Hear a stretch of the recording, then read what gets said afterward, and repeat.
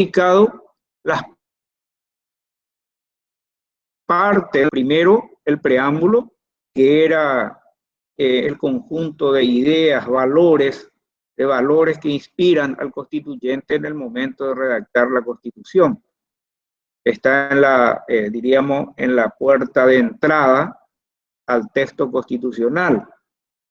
Lo que se discute en la doctrina es si tiene algún valor ese preámbulo que no integra el contenido articulado del texto constitucional. Hay algunos que dicen que no tiene ningún valor. Otro, y yo me incorporo dentro de esa posición, yo considero, al igual que el doctor Villarcampo y otros, que tiene valor. ¿Por qué?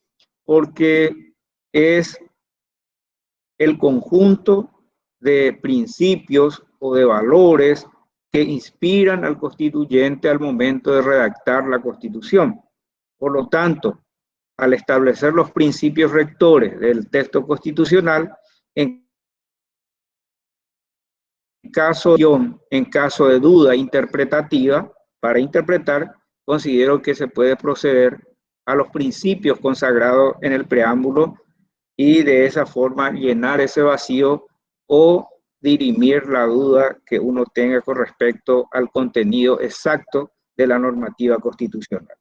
En segunda parte habíamos indicado la parte dogmática o derecho constitucional de la libertad, como diría Germán Villarcampos, porque es el conjunto de su contenido implica declaraciones, comienza con las declaraciones fundamentales.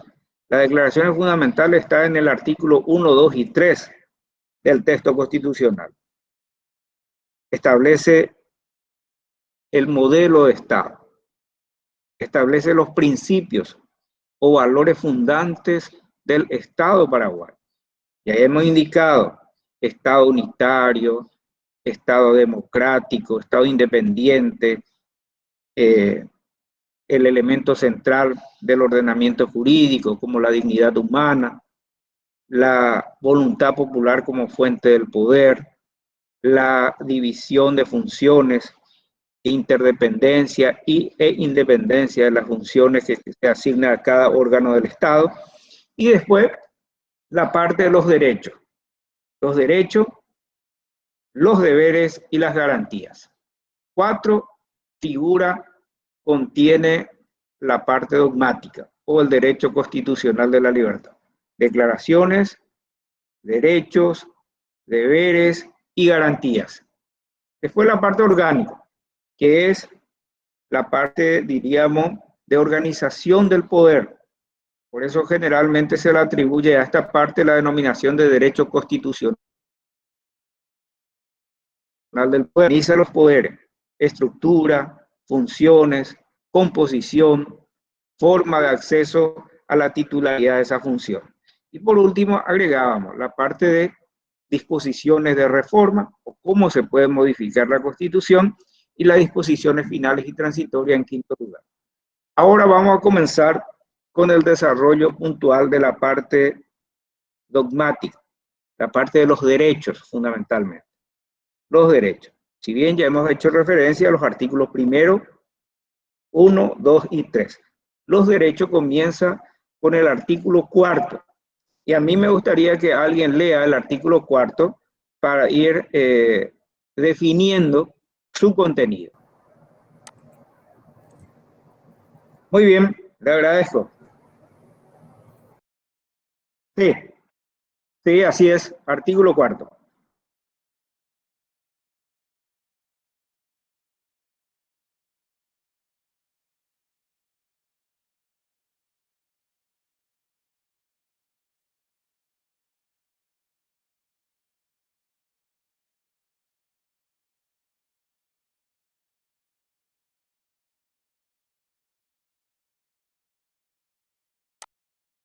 Perfecto.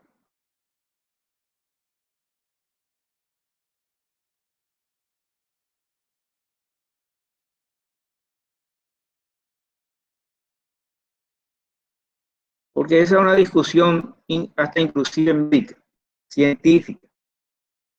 Porque hay, por ejemplo, sectores de la medicina que dice que la vida realmente comienza después de los 3 meses de gestación.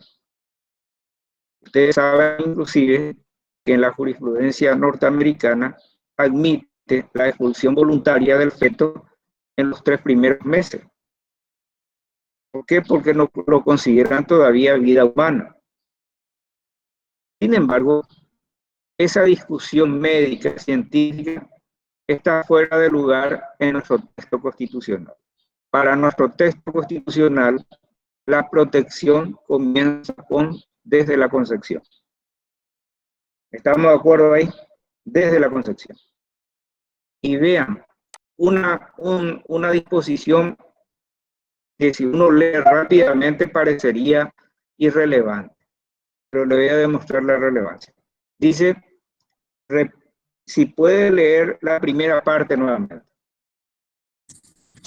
Querido doctor, Sí. la vida es inherente a la persona humana. Se garantiza su protección en general desde la concepción. ¿Qué significado puede tener en general?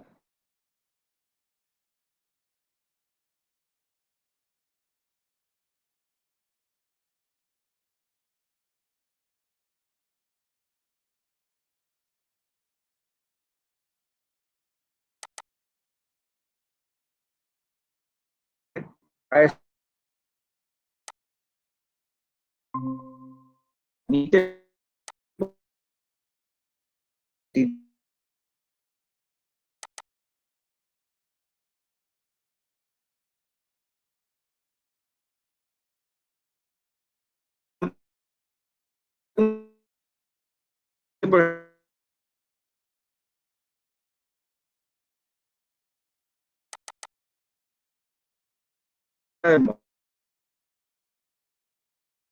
era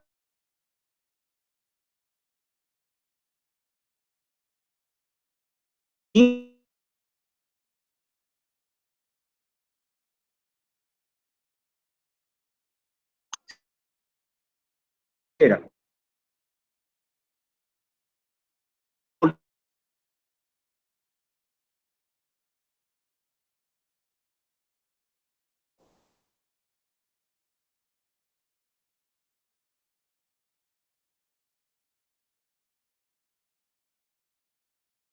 no a la protección a la vida. Y esto es coherente con el artículo 20, porque el artículo 20 dice claramente cuáles son las finalidades de la pena. Doctor Lorena, muy buenas tardes. Bueno, entonces, vean, el artículo 20 dice el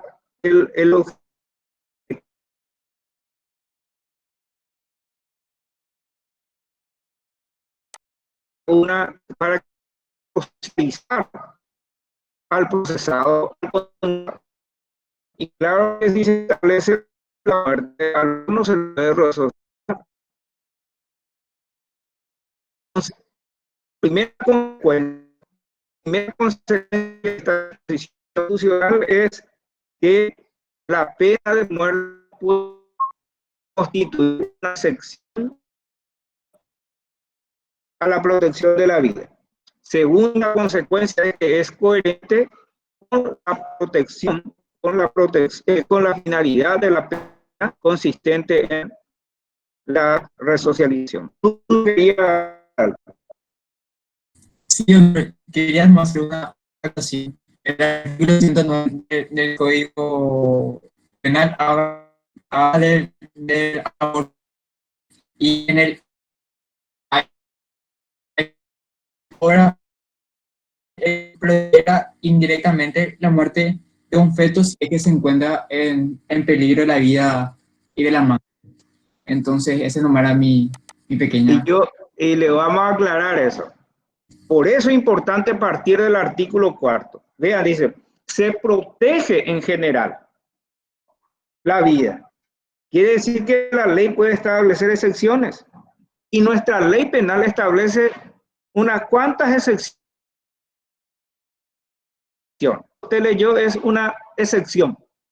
Vean, porque no obra antijurídicamente cuando hay muerte por indirecta por necesidad en el parto. También la legítima defensa, también el estado de necesidad justificante. Esas son excepciones legales a la protección de la vida humana, porque por legítima defensa uno puede matar y no va a ser sancionado. Por eso es importante ese término en general, porque si la formulación normativa constitucional hubiera dicho se protege la vida desde la concepción, entonces no hubiera habido ninguna excepción. Ninguna excepción. Ahí toda disposición legal que autorice es inconstitucional. Pero aquí claramente dice en general. Quiere decir que en lo particular puede haber excepciones. Y usted ya leyó una excepción. Y yo le agrego otro tanto. Legítima defensa. Estado de necesidad justificante. Vean. Por eso le decía en la clase anterior, es muy importante una buena lectura. Solamente una lectura y después explicada tiene coherencia. Bueno, entonces, para nosotros, para nuestro ordenamiento jurídico, esa discusión en cuanto al comienzo de la vida humana sea clara. Se protege en general desde la concepción. ¿Estamos de acuerdo hasta ahí? Ahora, otra cuestión. ¿Qué es el derecho a la vida? Y yo diría, independientemente de cualquier definición, porque la definición puede decir es un proceso biológico que comienza con el nacimiento, se desarrolla, ¿verdad? Y termina con la muerte, ¿verdad? Termina con la muerte. Pero eso no es lo más importante. Aquí la definición no es lo más importante, sino las diversas situaciones que comprende el contenido. Y vean que primer contenido de la vida humana es la dignidad. ¿Y qué significa dignidad? La verdad que es un concepto indeterminado, ¿verdad? Por ejemplo, desde el punto de vista católico, va a decir, no, la persona es digno de respeto, de consideración, porque es imagen y semejanza de Dios en la tierra. En definitiva, es muy difícil definir la dignidad humana desde el punto de vista positivo, pero negativo sí. Es decir, a través de hechos que afectaría esa dignidad humana. Y por eso es que el texto constitucional después aclara, prohíbe ciertas situaciones que constituye una afectación de la dignidad humana, como la tortura, el genocidio. Todo eso se incorpora en el texto constitucional porque se considera como una afectación a la dignidad humana. Por eso, el primer contenido del derecho a la vida es el respeto a la dignidad humana o derecho a la dignidad humana. Y por eso ya digo, como una situación, porque es difícil, es una cláusula indeterminada, es difícil una definición, diríamos, positiva del derecho a la dignidad humana, entonces se considera que hay ciertas situaciones negativas que sí afectan la dignidad humana. Entonces el texto constitucional establece el derecho a no ser sometido a tortura y otros delitos o tratos crueles, ¿verdad? Genocidio, desaparición forzosa. Por eso se establece en ese artículo esta situación. Ahora, otro, el derecho a la existencia, forma parte del contenido del derecho a la vida, el derecho a la existencia. el derecho que yo tengo de permanecer vivo. Entonces, en función a eso, si me permiten un ratito.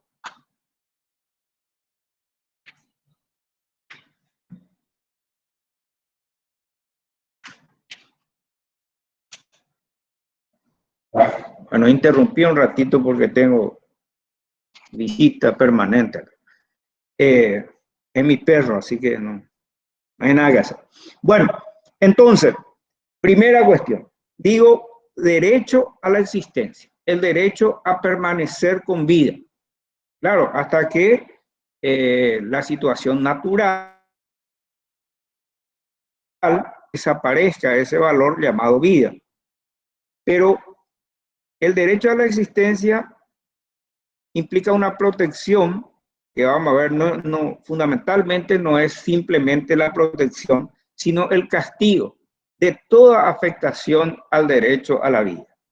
Vean, por eso es que el Código Penal comienza la parte, diríamos, especial de configuración de los hechos punibles con el homicidio. Vean, con el homicidio, porque el homicidio es la forma en que se atenta contra el derecho a la existencia.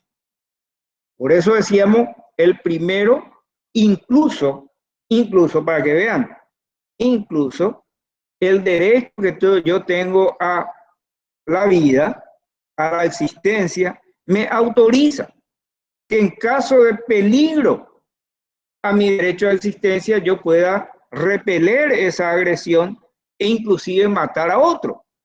Y eso justificaría la legítima defensa. O en un caso de estado de necesidad justificante, que ustedes lo van a desarrollar con mayor detenimiento en derecho penal cuando estudien causa de justificación, ¿verdad? Vean cómo el ordenamiento jurídico protege el derecho a la existencia. En tercer lugar, comprende, hay que señalar también, claro, si yo tengo derecho a la existencia y el texto constitucional coherentemente con esto dice no puede ser castigado con la pena de muerte. Claro, porque sería un contrasentido asegurar la vida y después matar. Más todavía el derecho a no ser castigado con la pena de muerte tiene una explicación también adicional con la finalidad de la pena.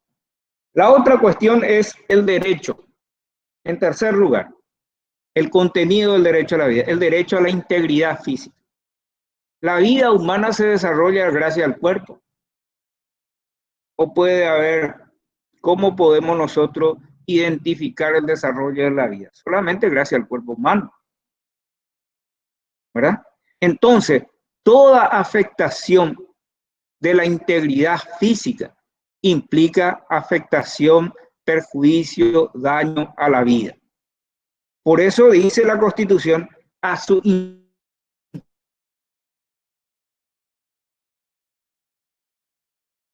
que permite el desarrollo de la vida humana.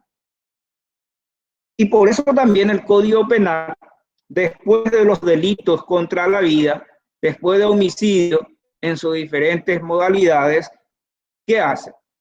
Lesiones. Es decir, castiga toda afectación a la integridad física. Y acá también viene un tema que pregunta en el contenido programático. El cuerpo. Claro, yo tengo que ser protegido mi integridad. Y entonces cabe preguntar, ¿disponer de parte de mi cuerpo no es acaso afectación de la integridad física? Sí es. Por eso es que el texto constitucional establece que sí será factible disponer de parte del cuerpo, pero solamente con dos finalidades.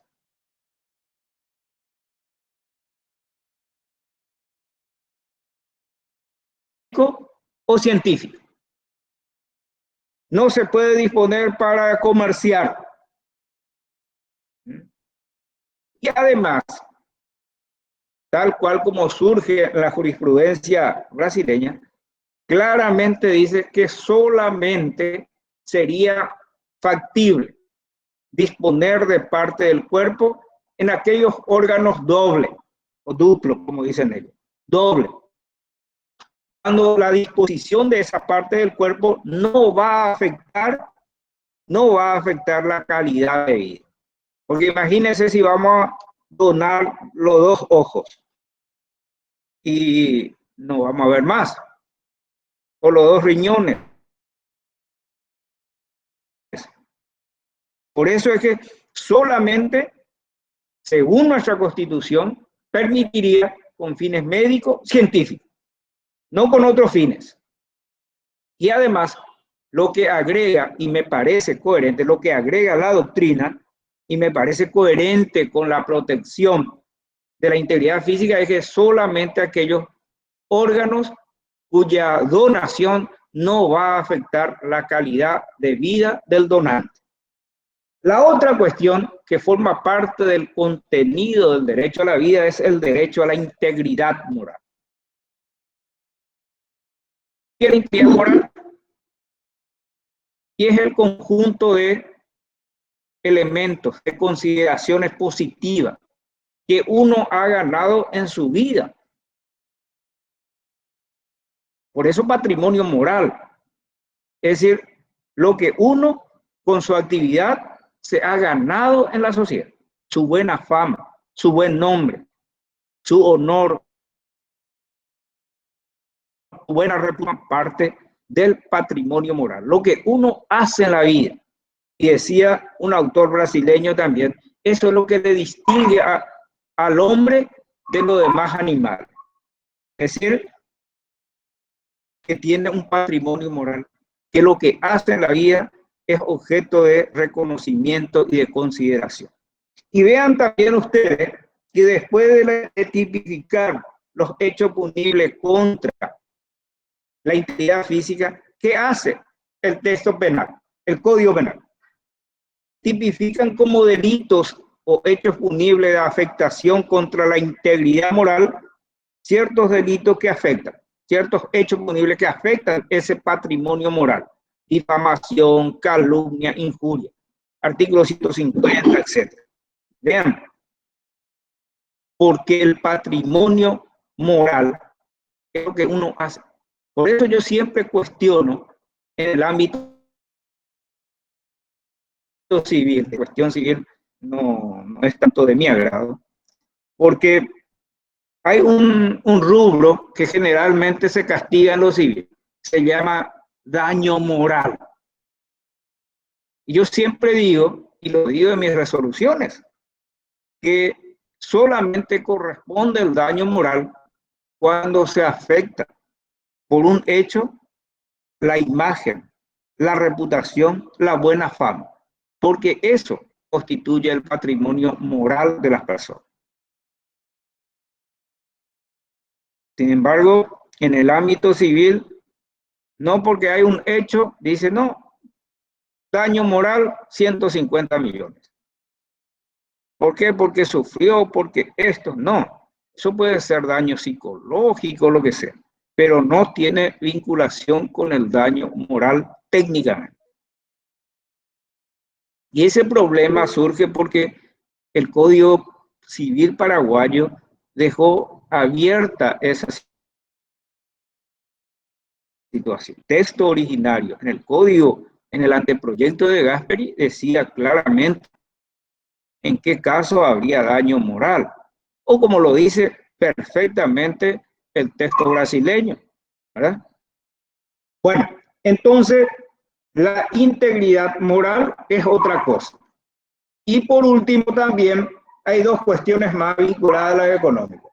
El derecho a la prestación de condiciones existenciales. El derecho a la prestación de condiciones existenciales. ¿Qué significa eso? Claro, si el Estado asume el compromiso de proteger, entonces también la vida tiene que generar condiciones existenciales de desarrollo correcto de la vida humana. Entonces tiene que realizar una actividad prestacional, condiciones para que la vida humana se desarrolle en forma correcta. Eso implicaría, por ejemplo, de eso derivaría el derecho a la alimentación. El derecho a la alimentación. Pues ustedes saben perfectamente que la persona que en su etapa de crecimiento, por ejemplo, no recibe una adecuada alimentación, va a tener problemas, diríamos, mentales, problemas físicos, etc. Entonces, forma parte del contenido del derecho a la vida el derecho a recibir prestaciones que aseguren una condiciones existenciales adecuadas para el desarrollo de la vida humana. Y el último, el derecho a la calidad de vida. El derecho a la calidad de vida. Es decir, el ambiente que nos rodea no puede generar efectos nocivos que afecten la calidad de vida. Claro que el término calidad de vida no es un término fácil de definir. Su utilización lo es reciente. Un economista que en una obra hizo referencia a la calidad de vida, ¿verdad? Me estoy refiriendo a Galbraith, que es un economista conocido. Entonces,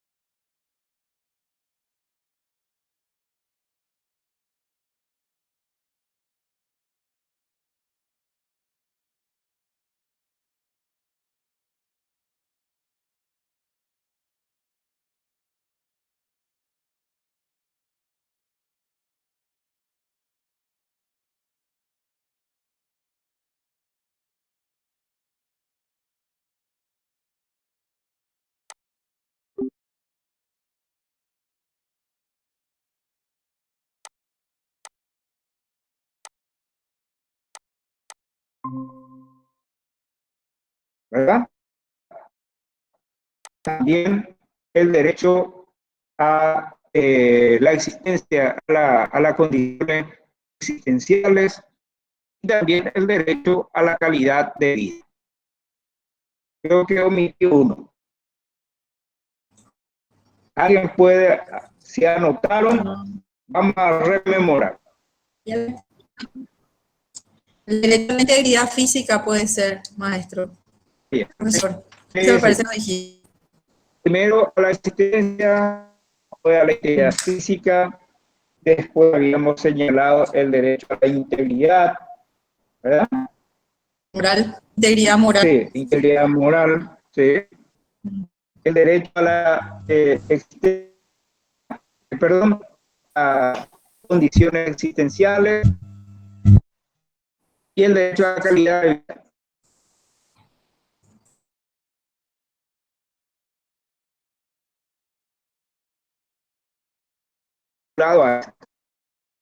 Por ejemplo, el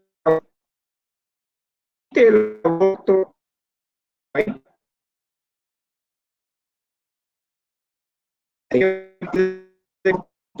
es la expulsión voluntaria de los seres. Por eso también la consulta es lo que es compañero, la muerte individual que puede implicar muerte del feto, eso es equivalente al aborto y no porque la muerte es por la no viabilidad, por ejemplo, de la vida de la madre. No es una cuestión voluntaria. Y tampoco es igual al aborto terapéutico, porque el aborto terapéutico es voluntario. Sin embargo, muerte inmediata que le dio el compañero que está en el Código Penal es una cuestión de imposibilidad de que la vida del feto se convierta vana y que continúe también la vida de la madre, por ejemplo. Y a veces puede darse situaciones de esta naturaleza. De las gemelas de Inglaterra, en donde se tenía que separar a las gemelas y que eso implicaba la muerte de una de ellas. Necesariamente. Pero la no separación iba a implicar también la muerte de las dos. Entonces, habría que resolver. Nosotros generalmente planteamos en derecho penal, ¿y esto qué es?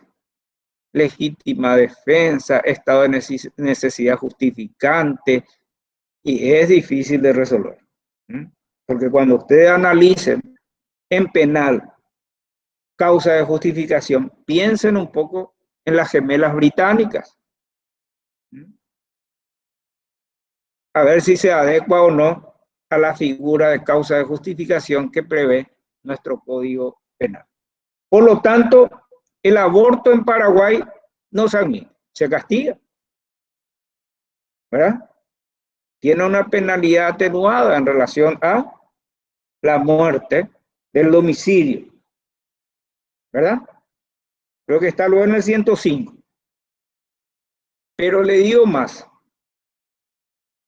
La pregunta, ¿sería factible una ley que despenalice el aborto, por ejemplo? Realmente sí, porque estaría dentro del campo de la excepción, como está la legítima defensa, como está el estado de necesidad justificada. Otro problema vinculado a la eutanasia, muerte por súplica. Independientemente de cualquier consideración, en nuestra, diríamos, doctrinaria, sobre si es factible o no es factible, que es una muerte digna, nuestro texto legal, el artículo 106 del Código, dice: el que matara a otro que se hallare gravemente enfermo o herido, obedeciendo a súplicas serias, reiteradas, insistentes de la víctima, será castigado con una pena privativa de libertad de hasta 3 años. Conclusión: en nuestro ordenamiento jurídico, la eutanasia se castiga. Y además tiene que reunir, para que el castigo sea un castigo atenuado, tiene que concurrir las condiciones que hemos señalado. Gravemente enfermo, pedidos reiterados, serios, etc. Entonces, y el otro tema vinculado al derecho a la vida es lo referente al suicidio. ¿Cuál es el tratamiento? Claro que no podemos castigar jurídicamente al que murió, ni al que intentó hacerlo, ¿verdad? Pero sí se puede castigar a aquel que colaboró, a aquel que instigó, porque estaría por supuesto que despreciando el derecho a la vida del otro. Despreciar es un término, diríamos, del lenguaje común. Lo concreto es que el texto legal dice claramente que en este caso se castiga. El artículo 108 del Código Penal claramente señala: el que incitare a otro a cometer suicidio o lo ayudare será castigado con una pena privativa de libertad de 2 a 10 años. También el que no lo impidiere, vean, el que no lo impidiere pudiendo hacerlo sin riesgo para su vida, será castigado con pena privativa de libertad de 1 a 3 años. Es decir, todo lo que implica no impedir, ayudar, instigar, será castigado. Porque implica un atentado contra el derecho a la vida del otro. Por lo tanto, eso es lo que podemos consignar en la cuestión del derecho a la vida. Vean que nuestro programa dice derecho a la vida, pena de muerte. Decíamos 2 consecuencias de la pena de muerte. Primero, para evitar que se constituya ¿en qué? En una excepción. Y segundo, la pena de muerte, la abolición de la pena de muerte en el texto constitucional es coherente con la finalidad de la pena prevista en el artículo 20. Después dice el derecho a la integridad física, que hemos explicado que es el derecho a que no sea afectado el físico, porque es el elemento que permite el desarrollo de la vida humana, y por eso toda afectación a la vida humana implicará una sanción penal. Psíquica. ¿Y eso de psíquica qué sería? Eso se vincula a la integridad, porque está dentro del cuerpo humano. La protección de la integridad psíquica. Es el cerebro, la mente. Para mí no se puede, no distinguiría entre integridad física y psíquica. Pero para el texto constitucional se aclara que la protección se extiende a la integridad física y a la psíquica. Yo creo que en su conjunto implica solamente integridad física, la cuestión de protección del mente humana. El derecho a disponer de su propio cuerpo solamente con 2 condiciones. Por eso después, fines médicos y científicos. Por eso hubo una ley que reglamentó esto y aclaró que, coherente con la protección de la integridad física, tiene que ser objeto de disposición o de donación solamente aquellos órganos que no podía afectar la calidad de vida. Hecho posible, impresidio, ya dijimos, el artículo que dijimos imprescriptible, ciertos delitos, tortura, genocidios, etcétera, no son prescriptibles. Esta es la Constitución. Después hace referencia a promoción de la calidad de vida. Y ya todo lo hemos analizado como contenido del derecho a la vida. Para que vean que no es algo separado, sino que surge de esa protección de la vida humana. Todos estos son elementos integrantes de la protección a la vida humana, en forma coherente. Y ahora vamos a señalar entonces el derecho a un ambiente sano, saludable, la protección ambiental y defensa. Primero, hay que señalar de que el ambiente, ¿qué es? Es un espacio integrado con varios elementos. elementos creados por la naturaleza, como el suelo, la cuestión del aire, etcétera, pero también elementos que son creados, que son elementos culturales. En definitiva, este espacio es el espacio de desarrollo de la vida humana. Por eso se suele decir que se protege el ambiente como un medio, como un instrumento para el desarrollo, para proteger el desarrollo de la vida humana. Y esto que estoy diciendo justifica después lo que vamos a señalar. Vean, el ambiente es el medio físico-cultural ¿de qué? De desarrollo de la vida humana. Protege el ambiente como un instrumento para hacer que la vida humana se desarrolle en forma, la vida se desarrolle en forma sana, que el desarrollo de la vida humana sea un desarrollo en el marco del bienestar. Esa es una cuestión del cual tenemos que partir. ¿Por qué? Porque a veces se dice que el ambiente es las plantas, los ríos, etc. Claro, elemento creado por la naturaleza y es el espacio de desarrollo de la vida humana, pero también se integra con los elementos culturales, lo que nosotros creamos como mecanismo para desenvolver nuestra vida. ¿Por qué parto de esto?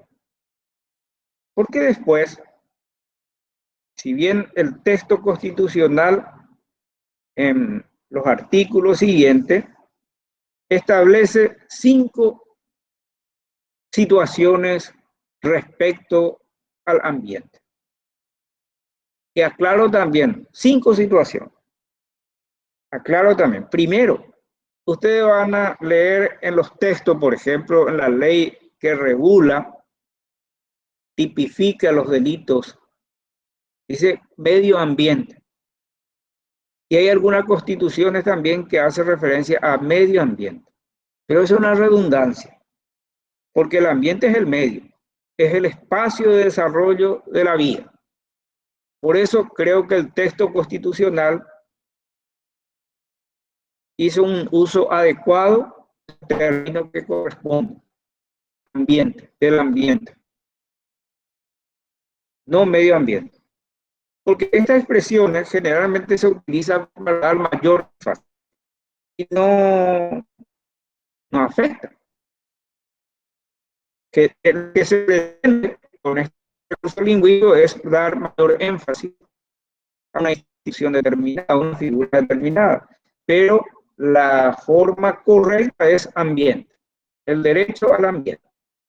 ¿Y qué es lo que nuestra Constitución establece respecto del ambiente? ¿Qué situación? Primero, consagra como derecho fundamental de las personas desarrollar su vida dentro de un ambiente sano, saludable. El derecho a un ambiente sano y saludable. Un ambiente sano. En segundo lugar, establece las directrices de la política ambiental. ¿Qué significa eso? ¿Qué debe hacer? ¿Qué debe hacer el Estado para mantener ese ambiente sano, saludable, ecológicamente equilibrado? ¿Qué debe hacer? Política de conservación, ¿verdad? De recomposición y otros. Primero, el derecho al ambiente sano, ecológicamente equilibrado. Segundo, directrices de la política ambiental.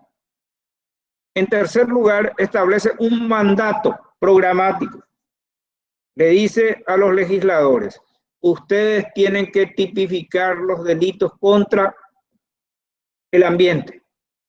Claro, porque la Constitución utiliza todavía la expresión delito, porque estamos en 1992, hasta que para el 98, es decir, para el código, perdón, el código del 97 penal, se utiliza la terminología del hecho punible. Hecho punible, delito, la misma cosa. Entonces, establece en tercer lugar una cláusula programática. En cuarto lugar, establece tipo de responsabilidad por el daño al ambiente, el daño ambiental. Y la propia Constitución establece 3 tipos de responsabilidad. Generalmente hay 2 para las personas. En este caso, 3 responsabilidades. 1, responsabilidad penal. 2, responsabilidad civil indemnizatoria. Y en tercer lugar, una responsabilidad, diríamos, propia del ámbito del derecho ambiental, que es el derecho a la recomposición, o sea, la obligación de recomponer, de restablecer la situación afectada. Claro, toda vez que se pueda, porque a veces ya es imposible. Si ya se ha contaminado, si ya se ha derribado todo el bosque, ya es difícil, aunque eso implicaría plantar nuevamente, aunque vamos a perder una buena cantidad de años, etc. Pero establece eso. Y en quinto lugar, establece la habilitación,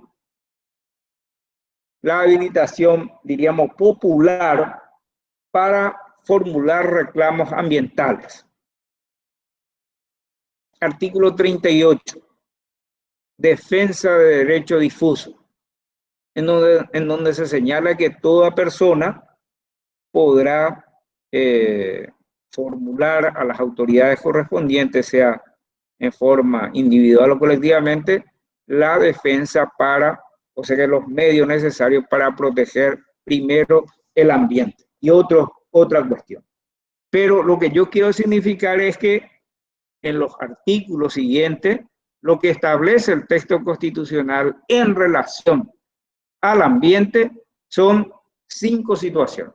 Primero, consagra el derecho al ambiente sano y ecológicamente equilibrado. En segundo lugar, establece las directrices. La directriz de lo que debe ser una política de medio ambiente en el territorio nacional. Claro que es responsabilidad fundamentalmente del Estado. Posteriormente, establece una cláusula programática de obligación del Poder Legislativo de tipificar los delitos contra el ambiente. Dispone, en cuarto lugar, tipo de responsabilidades que surgen de la problemática ambiental. En quinto lugar, establece la habilitación popular para efectuar reclamos a autoridades administrativas y judiciales, ¿verdad?, a las autoridades públicas para que arbitren los medios para la defensa del ambiente. 5 cuestiones. Volvamos al primero. El derecho de la persona a habitar en un ambiente saludable y ecológicamente equilibrado conforme el artículo 7 de la Constitución. ¿Qué significa eso? Yo tengo derecho a vivir en un ambiente, en un espacio que no pudiera afectar el desarrollo de la vida. Es decir, que no pudiera afectar mi bienestar en el desarrollo de la vida. El ambiente, sea laboral, sea urbanístico, etc. Todo el ambiente de desarrollo de la vida humana tiene que ser favorable para el desarrollo de la vida humana y no situaciones nocivas como la contaminación de todo tipo, ¿verdad? Eso es lo que quiere significar con eso. Ambiente saludable. Lo contrario a ambiente nocivo para el desarrollo de la vida humana. en los ámbitos en que uno se desenvuelve, laboral. Por eso en el ámbito laboral se pone énfasis en higiene y condiciones de trabajo, porque hay situaciones laborales que pueden afectar la salud, etc. Vean, por eso se señala ambiente. ¿Y qué significa ecológicamente equilibrado en los términos de la literatura constitucional? Es compatibilizar el desarrollo productivo con los elementos, sean con los elementos, diríamos, naturales e incluso culturales que forman parte del espacio de desarrollo de la vida humana. Por eso, equilibrio entre factores de producción, de progreso y el ambiente de desarrollo de la vida humana. Porque a veces se suele decir, no porque el derecho al trabajo, no porque tal cosa. Entonces, claro, el derecho al trabajo, el derecho a producir bienes económicos, tiene que estar en equilibrio con ese ambiente sano, saludable, en que se debe desarrollar la vida humana. La otra cuestión, ya mencioné, de que los elementos que deben tener en cuenta, la segunda situación es los lineamientos de la política ambiental. ¿Cuáles deben ser? Primero, dice, la conservación ¿de qué? La conservación del ambiente, que es una serie de actividades que debe realizar el Estado como para que pueda preservar el ambiente de desarrollo de la vida humana, una serie de medidas que debe articular. En segundo lugar, la recomposición.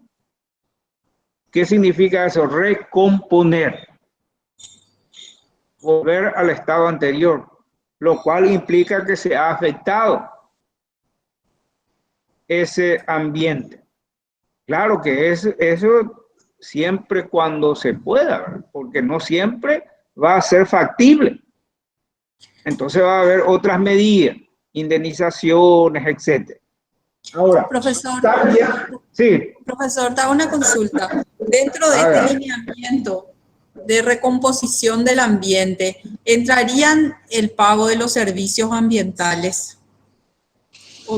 ¿Qué sería servicios ambientales? La compra de los servicios ambientales. Una persona realiza un daño ambiental y en compensación a ello puede comprar un servicio ambiental, se le denomina así en la SEAM, pagando una suma determinada de dinero a una persona que tiene una extensión de árboles, una forestación muy importante. Entonces, claro, en su inmueble realmente hay un daño ambiental que se compensa con la compra, con lo que le paga a otra persona que sí realiza que sí cumple con las normas ambientales. Efectivamente, y eso es lo que se está haciendo en gran parte y cobran la gente de Cazapá. Cazapá tiene una cuestión importante en el departamento de Cazapá. Y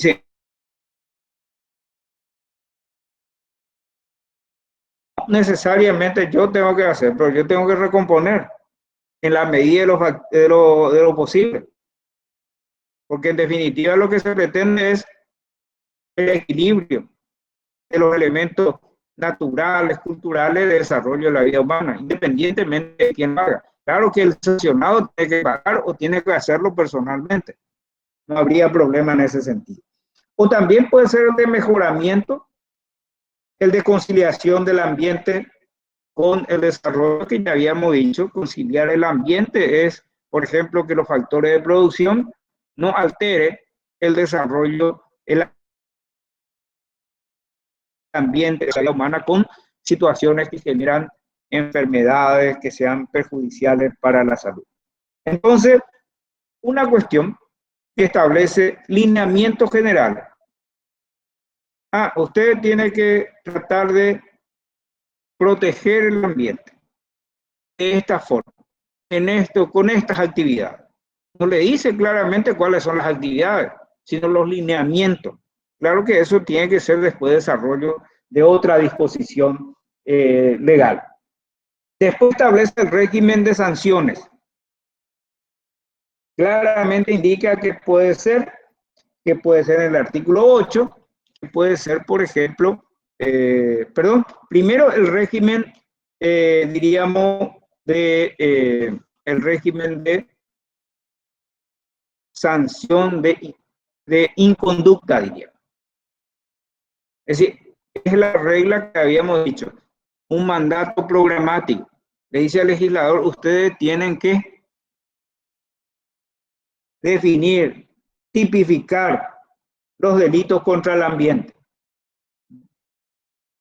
Ese mandato constitucional después se exteriorizó con la ley número, creo que 716, y ahora se está aplicando con la cuarentena, la ley que tipifica los delitos contra el ambiente.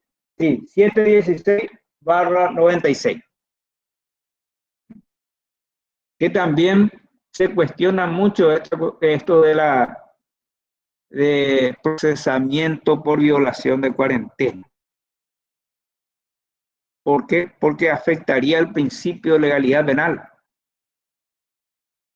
Ustedes tendrían que debatir un poco en penal el hecho punible de cuarentena, si existe tal cosa, y determinar si la conducta se define exactamente en la ley. Y si el principio de legalidad permite que el Poder Ejecutivo llene el vacío legal. Es un debate interesante que vamos a ver nosotros, porque uno de los requisitos, uno de los límites para sancionar a una persona es que su conducta infractora, su conducta debe estar definida previamente como prohibida por la ley. Y no tiene que ser cualquier ley, tiene que ser una ley que defina exactamente la conducta prohibida. Porque si no se define exactamente, quedamos ¿en dónde? Quedamos al arbitrio del Poder Judicial. El Poder Judicial entonces va a interpretar abuso del poder. Y eso es lo que se pretende, o exceso del poder, que se pretende evitar con la ley penal.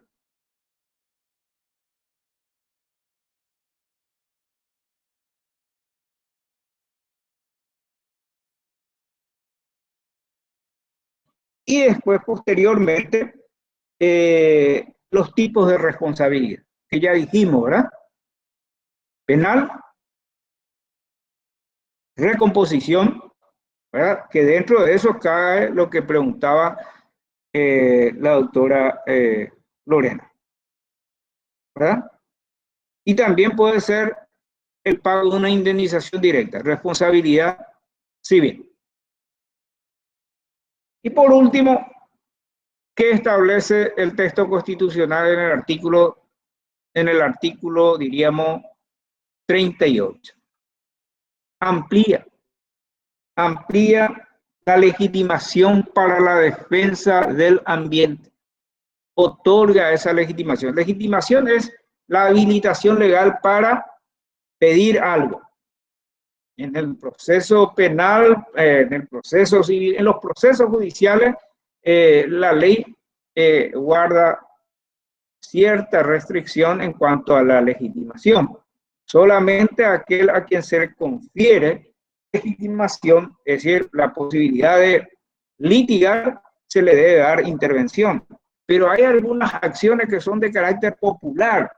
Cualquier persona, por ejemplo, en el ámbito de la niñez, por ejemplo, en el ámbito del habeas corpus, ¿verdad? Y así también para reclamar medidas de protección del ambiente, el artículo 38 de la Constitución establece la ampliación de esa legitimación, ¿verdad?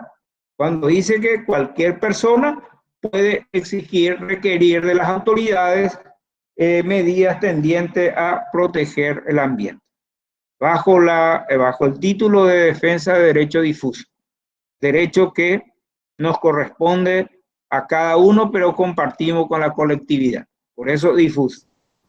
Profesor, en ese punto, las acciones que se pueden plantear podrían ser en todos los fueros, no solamente una denuncia penal, sino, por ejemplo, un amparo, ¿verdad? Sí, porque el texto dice claramente, dice, por ejemplo, dice, toda persona tiene derecho individual o colectivamente a reclamar a las autoridades públicas, Por lo tanto, desde el punto de vista judicial, cualquier acción que pueda ser idónea, cualquier acción que pudiera ser idónea. Porque el texto dice reclamar a las autoridades públicas. Puede ser también una reclamación administrativa, puede ser una reclamación judicial, puede ser vía amparo. El amparo es el medio más rápido. Pero si uno cree conveniente, puede ser otra medida. Lo concreto es que el texto constitucional, preocupado, poniendo énfasis en la importancia, otorga que cualquier ciudadano pueda promover, reclamar medidas tendientes a eso. Entonces son 5 cuestiones que hacen al ambiente. En los artículos, diríamos, de la Constitución. ¿Hay alguien que quiera leer el texto? Creo que el 7, el 8, referido al ambiente, los artículos. Vamos a verle a Bruno que lea rápidamente, a ver si contestamos la preocupación. Claro que sí, doctor. Artículo 7. Del derecho a un ambiente saludable. Toda persona tiene derecho a habitar en un ambiente saludable y ecológicamente equilibrado. Constituyen objetivos prioritarios del interés social la preservación, la conservación, la recomposición y el mejoramiento del ambiente, así como una conciliación con el desarrollo del humano integral. Estos propósitos orientarán la legislación y la política. Es lo que decíamos, son pautas o directivas que deben orientar la política ambiental. Un mandato programático, después voy a volver en mandato programático, mandato imperativo, etc. Le digo, en la literatura constitucional generalmente se dividen tipos de normas. Hay algunas normas que son operativas, es decir, depende de la voluntad del destinatario. Ejemplo, toda persona tiene derecho a transitar libremente. Si yo quiero transitar, lo hago, ¿verdad? Depende de mi voluntad operativizar eso. Sin embargo, hay normas que constituyen programa de acción gubernamental. Cuando el texto le dice a un órgano específico, al Estado, el Estado organizará, el Estado promoverá, el Estado dictará tal cosa. Es decir, el verbo rector, como dirían ustedes en penal, ya revela el tipo de norma. Porque cuando dice el Estado organizará, el Estado promoverá, ¿verdad? Implica programa de acción. Y a esos programas le llamamos normas programáticas. Por eso le digo, estas son normas programáticas. ¿Por qué? Porque son programas de acción para el Estado. Lo que debe hacer el Estado, ¿para qué? Para proteger ese ambiente sano, saludable, o sea, saludable que indica el texto constitucional. Continúe, señor. El artículo 8 de la protección ambiental. Las actividades susceptibles de producir alteración ambiental serán reguladas por la ley. Ahí Asimismo, está, ese es un mandato también. Vean, serán reguladas por la ley. Es un mandato que se dirige al legislador. Sí, asimismo, esta podrá restringir o prohibir aquellas que califiquen peligrosas. sí. Prohíbe la fabricación, el montaje, la importación, la comercialización, la posesión o el uso de armas nucleares, químicas y biológicas, así como la introducción al país de residuos tóxicos. La ley podrá extender esta prohibición a otros elementos peligrosos. Vean, para mí en el mandato al legislador de tipificar las conductas que pudiera afectar el ambiente, dentro de eso, el legislador, el constituyente le dice, usted tendrá que prohibir estas conductas. Y le señala las conductas que tiene que prohibir. Esa es la diferencia. Usted tiene que regular las figuras típicas que afectan el ambiente. Y dentro de ello, tiene que comprender esto. Ese de esa disposición normativa constitucional. Continuamos. Asimismo, regulará el tráfico de recursos genéticos y de su tecnología, precautelando los intereses nacionales. Sí. Delito ecológico será definido y sancionado por la ley. Todo el daño al ambiente importará la obligación de recomponer. Ahí está. Para mí, ese otro mandato, el mandato de definir tipos de responsabilidades. Es decir, acá ya define, ya es otra situación. Uno es decirle al legislador, usted tiene que tipificar, prohibir esto y esto. Y otra cosa es determinar diciendo, la afectación del ambiente implicará responsabilidad de tres tipos. Fundamentalmente, pudiendo ser de tres tipos. Responsabilidad penal, civil o de recomposición. ¿Sí? Y después, eso es lo que está en el capítulo.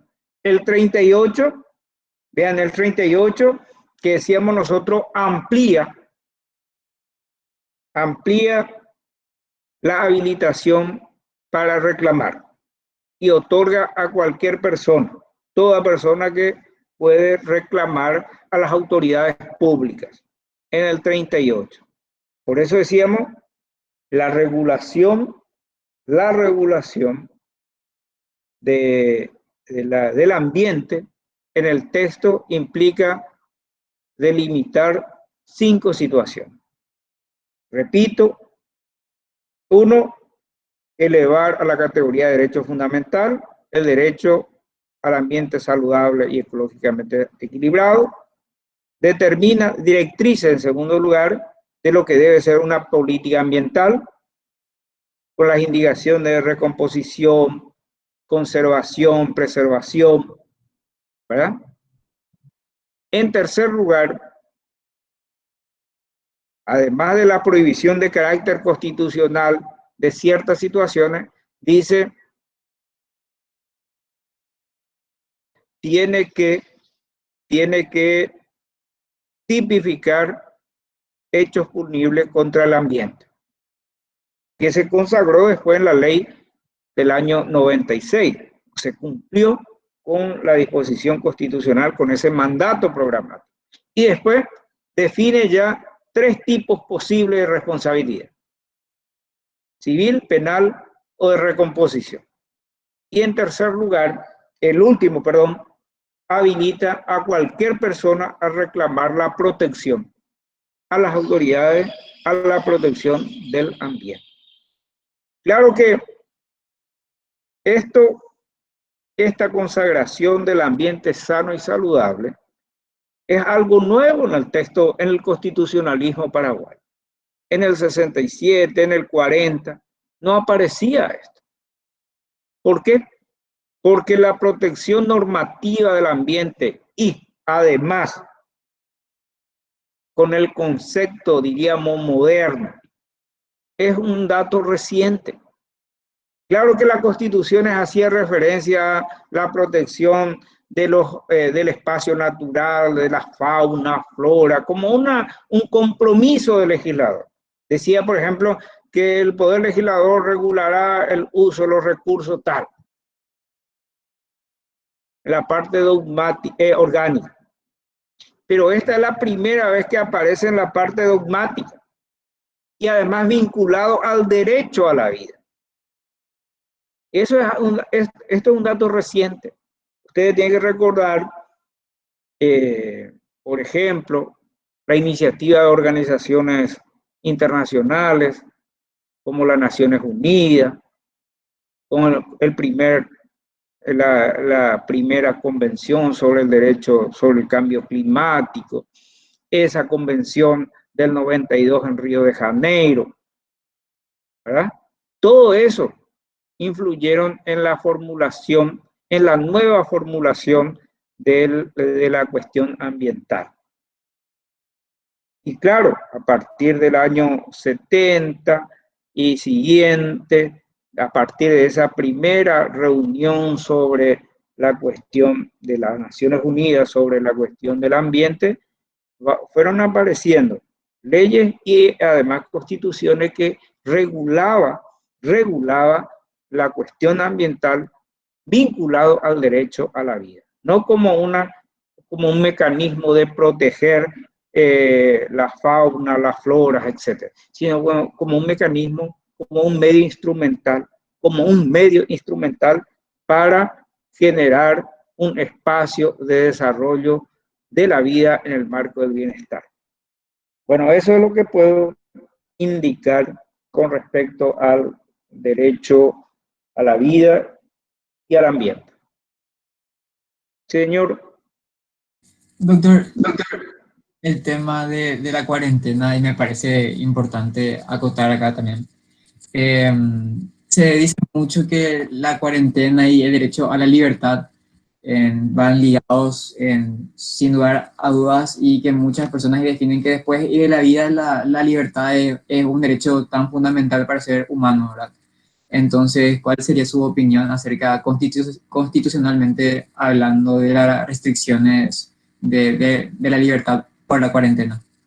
Bueno, el problema de que haya restricción no está, porque siempre va a haber restricción. No hay derecho absoluto, ¿verdad? Siempre va a haber restricción. Inclusive discutía con un amigo hace poco y le dije, ¿el semáforo acaso no es restricción? Sí es restricción, porque hay que respetar, hay que detenerse un rato. O sea que el problema no es de carácter constitucional, porque la propia Constitución dice que los derechos pueden ser reglamentados por ley, restringidos por ley. Porque el derecho de libertad, la libertad de uno termina cuando comienza la libertad del otro. Por lo tanto, siempre puede ser factible la regulación o limitación de la libertad. El problema es cómo se limita y cómo se castiga cierta situación. Para mí este es un problema de derecho penal, no es de derecho constitucional fundamentalmente. ¿Por qué de derecho penal? Porque la ley penal es una ley que tiene que tener ciertas características. No es una ley cualquiera, sino que es una ley que tiene que ser previa, cierta, ¿verdad? Es decir, no puede haber, por eso no es propio una ley penal una cláusula abierta. Se sancionará con tal el que no cumple con tal cosa. O inconducta. ¿Pero qué quiere decir inconducta? ¿Qué inconducta? Es decir, la ley tiene que ser una ley cierta y una ley exacta. Tiene que definir exactamente la conducta prohibida. No tiene que dar lugar a interpretaciones. Porque si no, se deja ¿a quién? Al intérprete.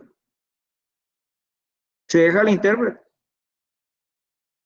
Y eso es contrario a la legalidad penal. La ley penal tiene que ser la ley certera.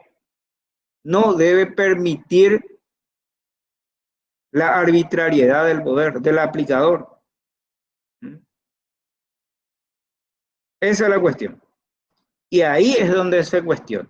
Y además dice legalidad. Claro, la ley dice cuarentena, pero no dice qué implica la cuarentena o cuáles son las conductas prohibidas dentro de la cuarentena. Y entonces viene un decreto del Ejecutivo a complementar. Y ese decreto del Ejecutivo responde al principio de legalidad penal. Ese es el cuestionamiento que cabe hacer. Muy bien. Otra consulta. Doctora Lorena, el próximo lunes vamos a hacer la prueba. 6 primeras lecciones. Vean, hoy la tecnología tiene su ventaja. No es tan agradable dar clases así, pero hoy, por ejemplo, yo estoy volviendo de Caguazú. Me quedo, claro, con gusto me quedo aquí a Coronel Oviedo para dar clases. Caso contrario, no iba a llegar, ¿verdad? Esa es la cuestión. Pero esta es una ventaja de la tecnología.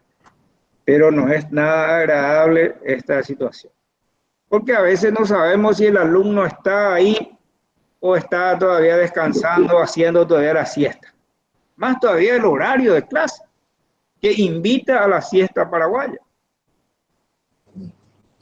Y yo no me voy a enojar si alguno se quedó dormido, pero por favor.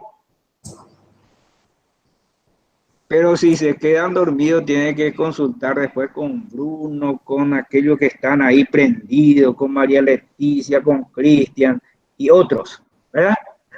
Tiene que consultarnos. No está prohibido dormir. Y eso está en el artículo 9 de la Constitución. El capítulo siguiente se llama Libertad y Seguridad. Y aparentemente son conceptos contradictorios y no es tal. ¿Por qué? Porque la seguridad es ¿para qué? Para el disfrute, para el goce de las libertades. Vean, por eso el texto dice de la libertad y seguridad. Porque la seguridad, ¿para qué? Seguridad para disfrutar de las libertades que otorga el ordenamiento constitucional. Fundamentalmente por eso. Es para eso. Ustedes, por ejemplo, salen ahí de su casa en el barrio. Por ejemplo, hay barrios donde sale uno y le roban celulares, cualquier cosa. ¿Y qué dice? Hay mucha inseguridad en el barrio. ¿Verdad? Y la afirmación es correcta. Porque no le está permitiendo disfrutar de sus bienes. Porque se le priva de sus bienes. Por eso es correcta la afirmación, el título de la Constitución. Y vean, y comienza el artículo 9 con lo que la literatura constitucional denomina el principio de la libertad jurídica. Vean lo que dije recién. No está prohibido dormir en clase virtual, porque yo no puedo verificar eso. No puedo ver si está o no en los brazos de Morfeo, ¿verdad? Entonces, si no está prohibido, está permitido. Eso es lo que dice el artículo 9. Alguien va a leer el artículo 9 como un tapié inicial para ingresar en el ámbito de la libertad y la seguridad. Sí, lea. Sí. Le escucho. Artículo 9. De la libertad y de la seguridad de las personas. Toda persona tiene el derecho a ser protegida en su libertad y en su seguridad. Nadie está obligado a hacer lo que la ley no ordena ni privado de lo que ella no prohíbe. principio de libertad jurídica. Nadie está obligado. Sí. Profesor, pero también Sí. los alumnos y alumnas tienen que saber que así como ellos tienen la libertad de dormir, los profesores también tenemos el derecho a la libertad de recordar a quienes vemos. Y yo Sí. de alguien que no me voy a olvidar es de Bruno Ramírez Báez, porque está con su cámara prendida, atento todo el tiempo. Pero es difícil acordarnos de gente que no vemos. Así Sí. que... Y eso es cierto. Yo siempre le digo, este es un país de los amigos. Y el que siempre viene a clase, le conocemos, tenemos una relación familiar, hasta si se quiere familiar. Y claro, al desconocido le tratamos con cierta indiferencia, normal eso. Cuando Así viene en la es. mesa examinadora, nunca le viste, le digo tal cosa, y yo le generalmente hago la pregunta y rápidamente.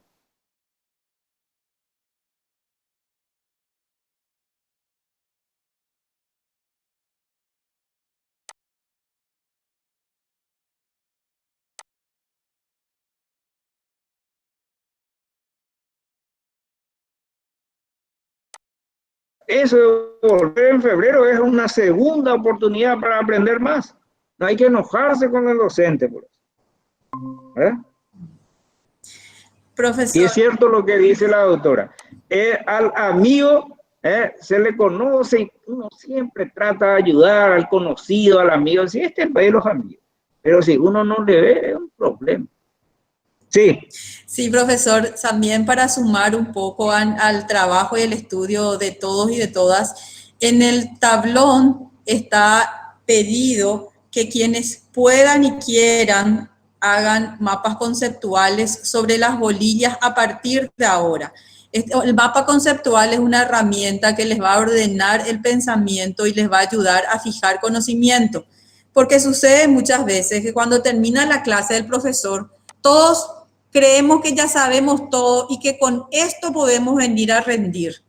Pero esa no es la realidad, porque nosotros le entendemos al profesor por la claridad de su pensamiento y también porque tiene un desarrollo lógico al exponer la bolilla, la unidad. Pero eso no lo asimilamos todavía. ¿Cuándo se asimila? Cuando se estudia. Y esta es una materia que se debe estudiar. No vayan a creer porque entendieron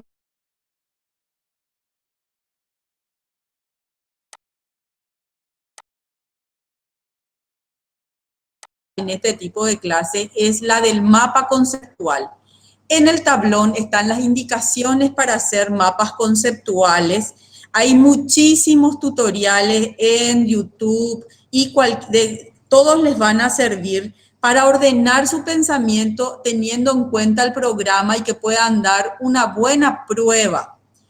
Los que hacen o las personas que hagan sus mapas conceptuales me envían al correo y después de verificar vamos a subir al tablón del Classroom del doctor de nuestra clase aquellos que estén completos y que puedan brindar una ayuda a los compañeros y compañeras. Y va a ser realmente un honor y un privilegio tener la posibilidad de que nuestro trabajo sea considerado para el estudio de compañeros. El mapa conceptual no es un resumen, no es el famoso folleto. Tiene en su redacción establece o determina cuáles son los conceptos básicos y cómo se va relacionando. Y eso les va a permitir entender la bolilla y en el momento de sentarse en una mesa, trabajar como para contestar todas las preguntas. Entonces, les alentamos a que hagan mapas conceptuales. Son los famosos esquemas que antes le llamábamos en mi época. Y aquellos que hacen, no tiene puntaje esto, pero es una gran ayuda. Quienes hagan el mapa conceptual me remiten y vamos a mirar cuáles son los más completos como para subir al Classroom. Y otra cuestión, una recomendación, prendan sus cámaras, porque los docentes nos encontramos muy solos y hoy solamente estábamos Bruno Ramírez, el doctor Manuel de Jesús Ramírez Candia y yo en toda la cátedra. Entonces, prendan sus cámaras para que también nosotras y nosotros nos motivemos y podamos María preguntar. Leticia también está. María Leticia también está. Y ahora están todos con las cámaras prendidas, profesor. Está muy Muy bien, bien. 80 somos en cátedra. Sí, así es. Muy bien. Bueno, entonces, quiero hacer algunas indicaciones, diríamos, generales sobre el tema. Nosotros vamos a desarrollar en la próxima clase los derechos individuales, ya comenzando con libertad y seguridad. Y esto forma parte de un aspecto muy importante del derecho. Tanto la lección 7, 8, fundamentalmente la 7, nosotros vamos a desarrollar, independientemente de lo que pide el programa, lo vamos a desarrollar en forma muy amplia, con mayor amplitud que lo que establece el programa. ¿Por qué? Porque este es un tema vinculado al derecho penal y al derecho procesal penal. Es el conjunto de límites que el orden constitucional establece al ejercicio del poder sancionador que tiene el Estado. Claro que no son los únicos, pero los principales, porque después vamos a encontrar otros límites que vamos a citar en este capítulo. El 34, el 33, porque son límites a la investigación. ¿Por qué digo límites a la investigación? Porque dice, para ingresar en un recinto privado hay que tener orden de allanamiento, salvo tal cosa. Por lo tanto, el fiscal, la policía, si pretende utilizar un elemento probatorio, una evidencia en contra de un procesado, tuvo que haber ingresado en su residencia, en el recinto privado, bajo autorización judicial. Para interferir una comunicación telefónica, hay que tener autorización judicial y además hay otras condiciones, según el artículo 36. Pero en los artículos 9 y siguientes, hasta el 21 inclusive, son los límites centrales. Ahí vamos a encontrar la legalidad de las pruebas, legalidad del procedimiento, legalidad del hecho, la presunción de inocencia, una serie de límites, la prohibición de la doble persecución, la prohibición de declararse contra uno mismo, ¿verdad? Algunos que estudiaron en derecho romano utilizará expresiones latinas. Yo generalmente no utilizo la prohibición de autoincriminación. Inclusive una incorporación nueva en la Constitución que es el derecho a ser indemnizado en caso de sentencia judicial errónea. Todo eso. Y otro tema muy importante para el proceso penal. Las condiciones de la prisión preventiva. Y se van a dar cuenta que a veces lo que dice la Constitución no se ajusta a la realidad normativa procesal penal, como vamos a demostrar. La 19, el artículo 19, se refiere al carácter excepcional de la prisión preventiva y también a su límite temporal constitucional. Entonces, todo lo que vamos a desarrollar en el capítulo del próximo, o sea que el próximo miércoles, que va a ser el capítulo 7, se refiere a límites al ejercicio del poder punitivo del Estado. Es decir, los límites que se establecen al Estado para eventualmente sancionar. Y siempre va a haber una especie de tensión, conflicto entre la eficiencia sancionadora y los límites. A veces algunos dicen, no, pero acá se protege demasiado a los delincuentes. ¿Y las víctimas? Dicen algunos. Pero el proceso, por eso lo dice proceso, procesado. El proceso penal es un conjunto de límites para restringir el poder, para evitar el abuso del poder. Por eso se dirige a proteger al procesado. Pero eso es natural. Claro, y es una reacción contra sistemas sancionadores que hacían uso y abuso del poder. Inclusive hay todavía países que bajo promesa de reducción de pena, etcétera, o bajo coacción física directa, tortura, etcétera, trata de conseguir una confesión. Hay todavía sistema. En Paraguay no es válido.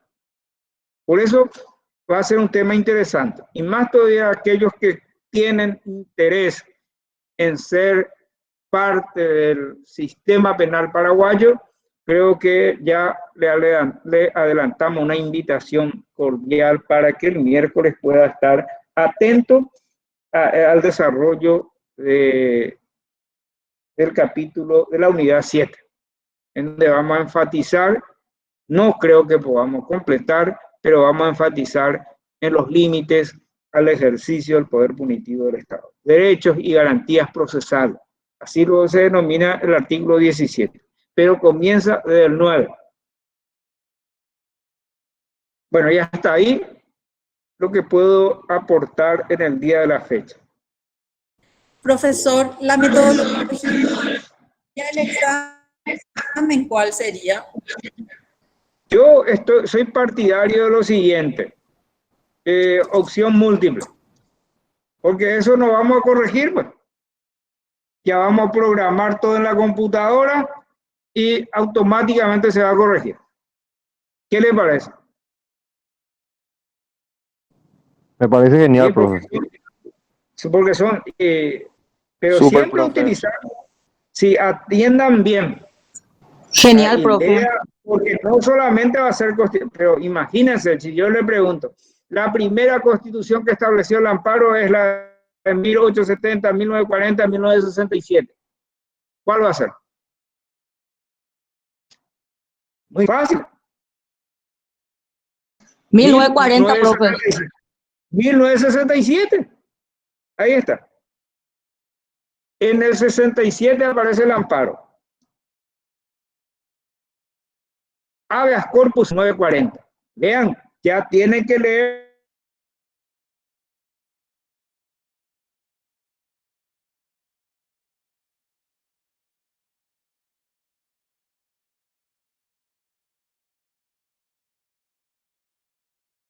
Ejercitarse. Y si vos, por ejemplo, le provee una cantidad de información a último momento, generalmente no queda mucho. Por eso le hacemos una cordial invitación para que lean desde ahora. Y además ya le decimos, no va a haber, ese es un ejemplo de cómo se va a formular las preguntas. Así que lean y hagan las preguntas el miércoles. Aprovechen. Claro que ustedes no van a poder preguntar si es que no leen previamente. ¿Le parece bien? Sí, profe. Muy bien. Bueno, yo voy a levantar la sesión del día de la fecha con 15 minutos de anticipación porque tengo que llegar a Asunción. Y espero llegar a